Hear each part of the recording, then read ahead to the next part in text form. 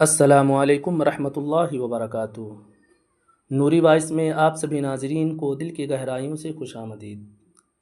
آج کی بات خاص طور پر ان لوگوں کے لیے ہے جو تنہائی میں موبائل ہاتھ میں لے کر ایسی چیزیں دیکھتے ہیں جنہیں دیکھنے سے اللہ تعالیٰ نے منع فرمایا۔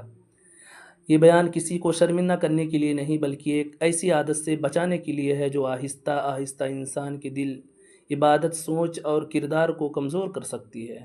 ذرا اپنے آپ پوچھیں، جب کمرے میں کوئی نہیں ہوتا، موبائل ہاتھ میں ہوتا ہے اور انسان سمجھتا ہے کہ مجھے کوئی نہیں دیکھ رہا، تو کیا واقعی کوئی نہیں دیکھ رہا؟ بسم اللہ الرحمن الرحیم۔ جب دروازہ بند ہو لیکن اللہ تعالیٰ دیکھ رہا ہو، انسان لوگوں سے چھپ سکتا ہے، موبائل چھپا سکتا ہے، اپنی اسکرین دوسرے سے چھپا سکتا ہے، لیکن اللہ تعالیٰ سے اپنی نگاہ نہیں چھپا سکتا۔ قرآن ہمیں یاد دلاتا ہے اللہ تعالیٰ آنکھوں کی خیانت اور دلوں کے چھپے ہوئے راز تک جانتا ہے۔ اس لیے اصل سوال یہ نہیں مجھے کون دیکھ رہا ہے، اصل سوال یہ ہے کہ کیا میرا رب مجھے دیکھ رہا ہے؟ اور جواب ہے ہاں۔ اب تنہا ہو تب بھی اللہ دیکھ رہا ہے، رات کے اندھیرے میں ہو تب بھی اللہ دیکھ رہا ہے، موبائل کی روشنی میں اکیلے بیٹھے ہو تب بھی اللہ دیکھ رہا ہے۔ غلط چیز دیکھنے کا پہلا نقصان دل پر اثر پڑتا ہے۔ شروع میں انسان کہتا ہے بس ایک بار دیکھ رہا ہوں، پھر دوسری بار نہیں، پھر تیسری بار دیکھتا ہے اور آہستہ آہستہ وہ چیز عادت بن جاتی ہے۔ جو چیز پہلے دیکھ کر شرمندگی ہوتی تھی، بعد میں وہ معمولی لگنے لگتی ہے۔ یہ خطرناک مرحلہ ہے، کیونکہ گناہ کا سب سے بڑا نقصان صرف یہ نہیں کہ انسان نے ایک غلط چیز دیکھی، بلکہ یہ ہے کہ دل گناہ کو معمولی سمجھنے لگے، اور جب گناہ معمولی لگنے لگے تو انسان توبہ سے دور ہونے لگتا ہے۔ عبادت میں دل کیوں نہیں لگتا؟ کبھی انسان سوچتا ہے نماز میں دل کیوں نہیں لگتا؟ قرآن پڑھتے وقت توجہ کیوں نہیں ہوتی؟ ذکر کرتے ہوئے دل کیوں بھٹکتا ہے؟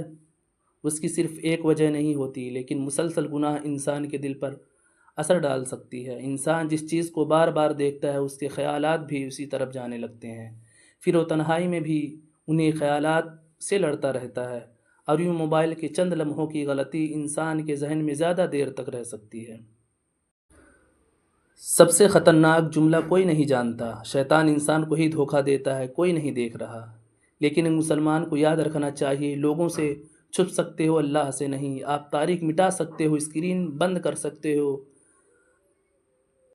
براؤزر صاف کر سکتے ہو، لیکن اللہ تعالیٰ کے علم سے کچھ بھی پوشیدہ نہیں۔ اس لیے جب تنہائی میں گناہ کا موقع ملے تو اپنے دل سے کہیں، اگر میں اللہ تعالیٰ کو مانتا ہوں تو مجھے اللہ تعالیٰ کی نگرانی بھی یاد رکھنی ہوگی۔ انسان کی عزت بھی خطرے میں پڑ سکتی ہے۔ غلط چیزوں کی عادت صرف روحانی نقصان تک محدود نہیں رہتی، انسان کے وقت کو کھا سکتی ہے، توجہ کو متاثر کر سکتی ہے، رشتوں کے بارے میں غلط توقعات پیدا کر سکتی ہے، اور انسان کو حقیقی زندگی سے دور کر سکتی ہے۔ خاص طور پر جب کوئی شخص بار بار اسی چیز کی طرف واپس جانے لگے تو اسے سمجھنا چاہیے کہ اب اسے اپنی عادت کو سنجیدگی سے بدلنے کی ضرورت ہے۔ تنہائی کا اصل امتحان لوگوں کے سامنے نیک بننا آسان ہے، اصل امتحان اس وقت ہوتا ہے جب دروازہ بند ہو، موبائل ہاتھ میں ہو اور گناہ کا موقع سامنے ہو، پھر انسان موبائل ایک طرف رکھ دے اور کہے نہیں، میرا اللہ مجھے دیکھ رہا ہے۔ یہ لمحہ بہت قیمتی ہوتا ہے، کیونکہ آپ نے لوگوں سے ڈر دکھایا، اللہ سے ڈر، اللہ سے گناہ چھوڑا۔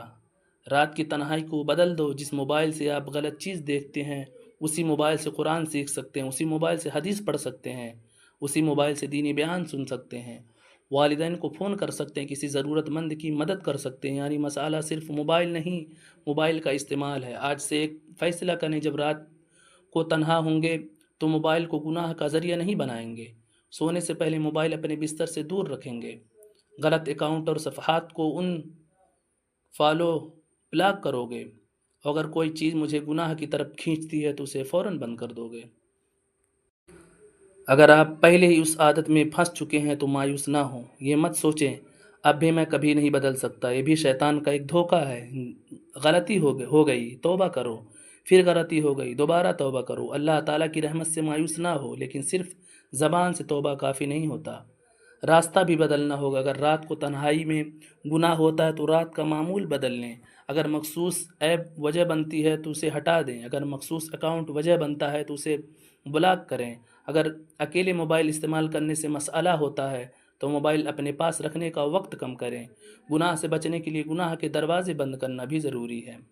ایک آخری سوال، آج رات جب آپ اکیلے ہوں گے، موبائل ہاتھ میں ہوگا اور آپ کے سامنے دو راستے ہوں گے، ایک طرف چند لمحوں کی خواہش اور دوسری طرف اللہ کی رضا۔ آپ کس راستے کو منتخب کریں گے؟